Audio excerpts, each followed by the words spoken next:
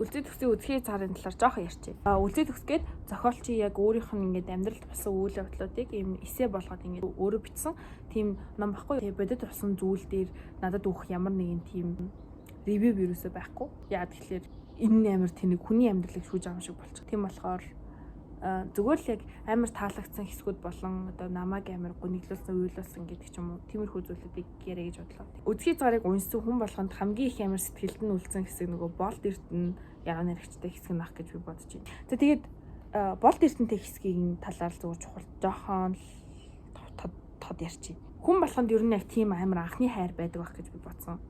Яг үлзий төгс болт эрдэнэ хоёрын дах шиг тийм анхны хайр яг ингээд хүмүүжээгүй, мачур болоогүй үедээ хэн нэгнийг хайрлахаар тэр хайр нь яг үнэндээ баяр баясгал болоод байгаа юм шиг мөртлөнгөөсөө нэмээд бөөмбө асуудал, тэ шаналлыг амар авчирдаг юм шиг санагдсан. Яагаад гэхээр нөгөө нэг мачур болоогүй гэж сайн хэлсэн шүү дээ. Яг тэрэн шиг ингээд оюун санаа нь өөрийнх нь оюун санаа цэцрэггүй доторх мэдрэмжүүдээ өөрөө ингээд таньж мэдээгүй өөрийгөө болон одоо бусдыг таних нь байтугай өөрийгөө ч таниагүй үе байдаг шүү дээ. Тийм үедээ ингээд хүнд хайртай болоод хүнд ингээд дурлах юм бол яг үндэ өөрийгөө яагаад байгааг ч ойлгохгүй байгаа учраас нөгөө үнэ ойлгохгүй тэнгүүт ингээд нөгөө нэг амар гоё анхны хайр шууд нуурж ундаг юм шиг. Яагаад анхны хайрууд бүтдэггүй вэ гэхлээр ердөөсөө л энэ яг өөрийгөө таньж эхлэегүй байдаг үедээ хүнд дурлцдаг.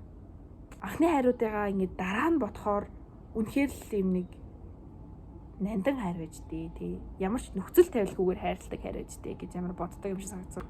Анхны хайр болохоор бид нар нөхцөл тавиагүй. Яа тэгэхээр бидний сэтгэл зүрх ямар нэгэн байдлаар гэмтээгүй шархтаагүй байгаа учраас юу биднийг шархлуулах вэ? Юу биднэр таалагдах вэ? Тэ ямар хүнтэй байвал ер нь надад зүгээр вэ гэдэг ч юм уу. Тиймэрхүү зүйлсээ хүн өөрөө олж мдээгүй байдаг учраас анхны хайр дээр хүн ямар ч нөхцөл тавьдаггүй. Тийм. Энийг яг тэр болт эрдэнэтэй үүлхийг саяхан уншсан нөгөө нэг номын ишлэл дээр оруулах гээд номын сангаас уншижсэн болохоор анхных дээр нөгөө тодруулсан юм байхгүй. Тийм болохоор яг сая дахиж уншаад ингээд бөө шар ирээ. Иймэрхүү зүйлүүдийг л ойлгосон доо. Бодсон доо. Ойлгосон ч биш ер нь бодож эргцүүлсэн.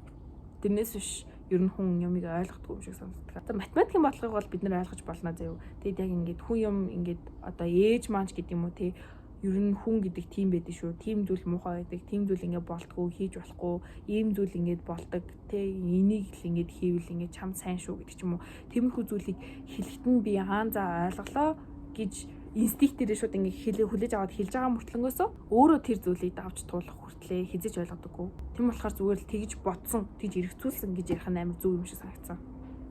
За энэний үед юм байна.